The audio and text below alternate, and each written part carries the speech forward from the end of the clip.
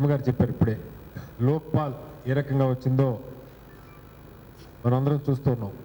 నిజానికి 2011 మేలో ఎప్పుడైతే భారతదేశం ఐక్యరాజ్య సమితి అవినీతి వ్యతిరేక సమ్మేళనంలో సంతకం చేసిందో తీర్మానంలో, ఆ రోజు నుంచి భారత ప్రభుత్వానికి అవినీతి అంశం మీద రాష్ట్రాలకు వర్తించేటువంటి చట్టాన్ని చేసే అవకాశం కూడా లభించింది. అయినప్పటికీ కూడా రాష్ట్రాల్లో అవినీతి గురించి కానీ, జిల్లాలు, మండలాలు, మున్సిపాలిటీలు, పంచాయతీలకు సంబంధించిన అవినీతి గురించి కానీ ప్రస్తావించకుండా, అక్కడ అవినీతిని అంతం చేయడానికి ఎలాంటి ఏర్పాట్లు లేకుండా, కేవలం వారు చెప్పినట్టు ఢిల్లీలో జరిగే అవినీతి మీద మాత్రమే, అది కూడా కొద్దిమంది ఆఫీసర్లు, కొద్దిమంది రాజకీయ నాయకులు చర్యలు తీసుకునేలాగా పెడతా ఉన్నారు. 85% అవినీతి నిజానికి రాష్ట్ర ప్రభుత్వాల స్థాయిలో, కింద ఉన్నటువంటి మున్సిపాలిటీలు, పంచాయతీలు, జిల్లా ప్రభుత్వాల స్థాయిలోనే ఉన్నది. ప్రజలు రోజు ఎదుర్కొన్న సమస్య ఇది.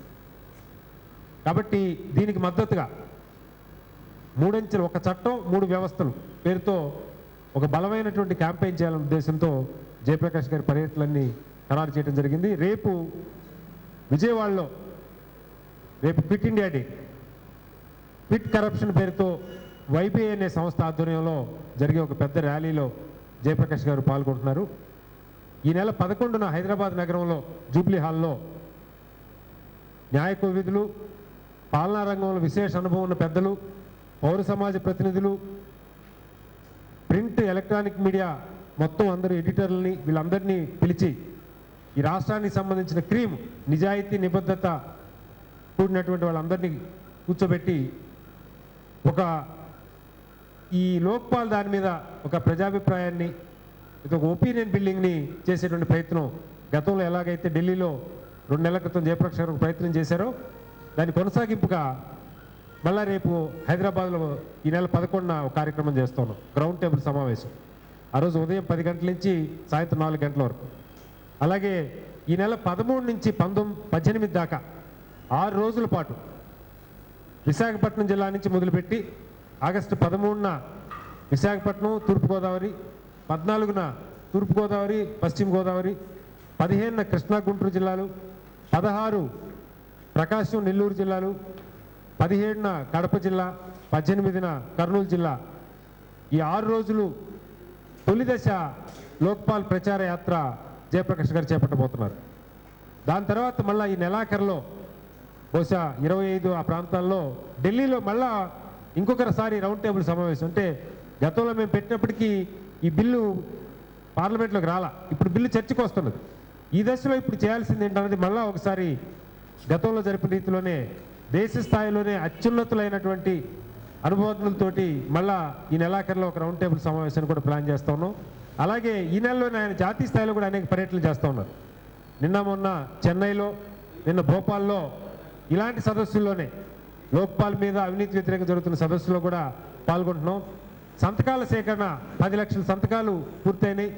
దాన్ని మరో 10 రోజుల పాటు ఈ నెల 20 దాకా కొనసాగించి 20వ తారీఖున జేపీ గారి పర్యటన పూర్తయిన తర్వాత హైదరాబాద్ నుంచి వాటిని ఢిల్లీ ప్రధాని కార్యాలయానికి పంపించేటువంటి ఏర్పాటు కూడా చేస్తున్నాం.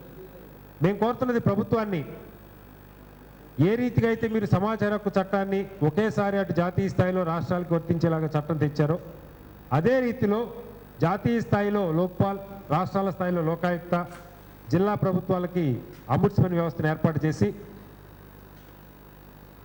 కొద్దిమంది కన్నా సరే ముందు బలంగా శిక్షలు పడేలాగా చేయగలిగితే, ఆస్తులు జప్తు చేసి జైలు పాలయ్యేలాగా చేయగలిగితే అవినీతి కొంతమేరకైనా సరే నియంత్రణలోకి వచ్చేటువంటి అవకాశం ఉంటుందని మేము బలంగా నమ్ముతున్నాం. అన్ని పార్టీలు కూడా మేము ఇదే కోరుతున్నాం. ఇదే రీతిలో ఈ 3 అంచెల వ్యవస్థ కోసం గట్టిగా ప్రయత్నం చేయకపోయినట్టుగైతే మనం ఆశించిన ఫలితాలు ఎంతమాత్రం వచ్చేటువంటి అవకాశం లేదు.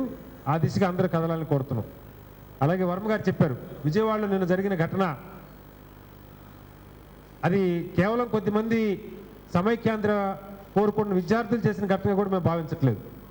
దాని వెనక కొంతమంది రాజకీయ నాయకుల ప్రమేయం ఉన్నట్టుగా కూడా స్పష్టంగా తెలుస్తున్నది. అది ఎవరు ప్రేరేపించినా సరే ఒక శాంతియుత వాతావరణం నెలకొని అందరూ కూర్చొని సమస్య పరిష్కరించుకోవాల్సిన దశలో ఏ ప్రాంతంలో ఎక్కడ ఎలాంటి విద్వేషాలు రగిలినా ఎవరి మీద దాడులు చేసినా లోక్సత్తా నిరభ్యంతరంగా నిర్మోహమాటంగా దాన్ని ఖండించి తీరుతుంది.